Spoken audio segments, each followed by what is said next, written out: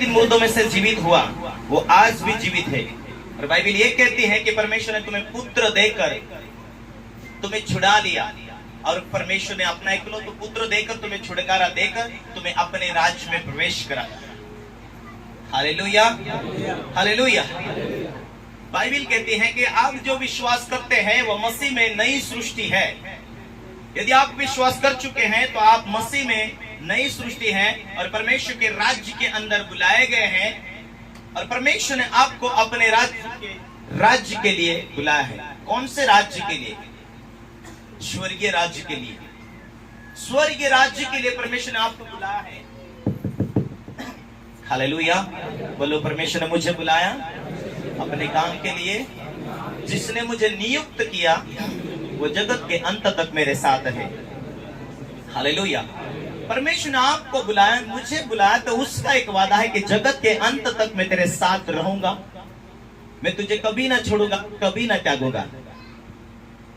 जिसने यहां तक, परमेश्वर ने आपको यहां तक किसी के माध्यम से संदेश आए और परमेश्वर ने यहां तक आपको लेकर आया, चंगा भी वो करेगा, आपके लिए मार्ग भी वो खोलेगा, आपको देखरेख भी वो करेगा, आपको बुद्धि भी वो देगा।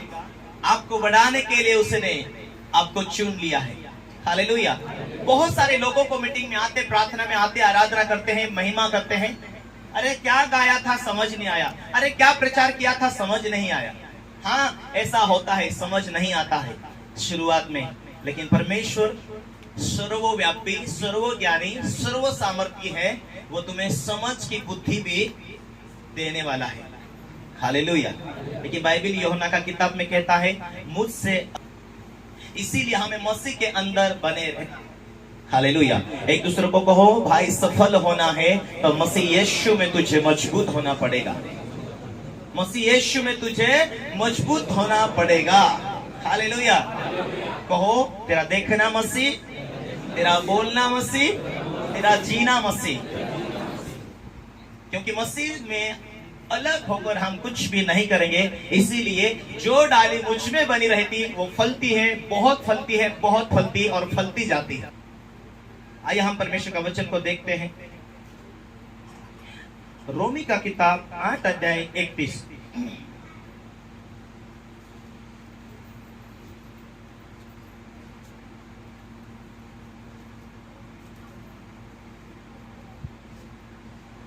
लिखा है, परमेश्वर हमारी ओर है तो हमारा विरोधी कौन हो सकता है? हाँ, पढ़े कोई? अंत हम इन बातों के विषय में क्या कहे? यदि परमेश्वर हमारी ओर से है तो हमारा विरोधी कौन हो सकता है? यदि परमेश्वर हमारी ओर है, हमें मदद करने के लिए, हमें सफल करने के लिए। Hallelujah, hallelujah. हम परमेश्वर को जानते भी नहीं थे, पहचानते भी नहीं थे। परमेश्वर की इच्छा पर कैसा जीना वो मालूम नहीं था।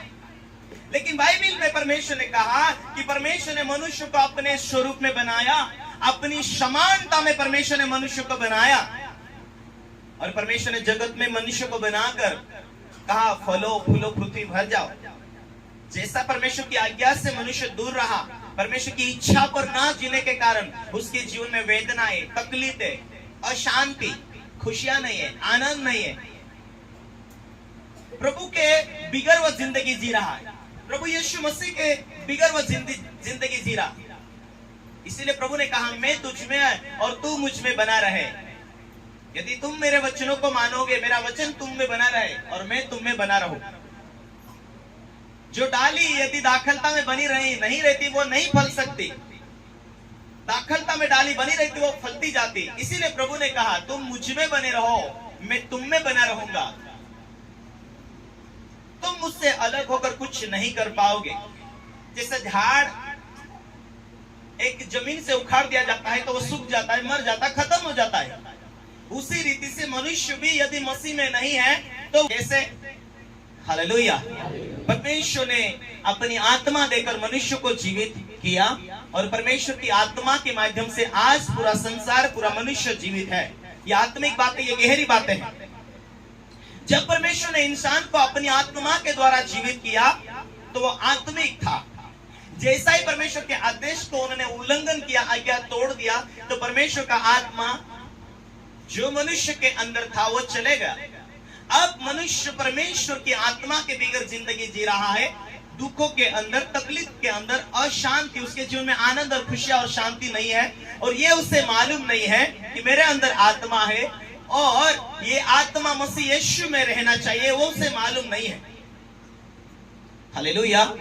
इसीलिए जैसा मनुष्य जब मर जाता है तो मनुष्य के अंदर से जो आत्मा है वो परमेश्वर के राज्य में नहीं पहुंचता, क्योंकि परमेश्वर का आत्मा उसके साथ नहीं है। इसीलिए वो परमेश्वर के राज्य में परमेश्वर का आत्मा मनुष्य के आत्मा को नहीं ले जा सकता।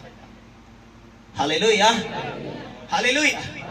इसीलिए परमेश्वर ने पहले मनुष्य पापों के बंधन में था, इसलिए उसकी आत्मा पापों के प्रभाव में थी। इसीलिए उसकी आत्मा को छुड़ाने के लिए परमेश्वर ने यीशु को भेजा, ताकि वो पवित्र खूनों को बहा दे, वो मर जाए हमारे लिए। परमेश्वर की इच्छा के अनुसार वो मरे, क्रूस के ऊपर बलिदान हो, और वापस परमेश्वर की इच्छा के अनुसार वो जीवित भी हो जाए। परमेश्वर ने अपने सामर्थ्य से यीशु को जीवित भी किया, मुर्दों में से जिलाया भी उसने। हालेलुया।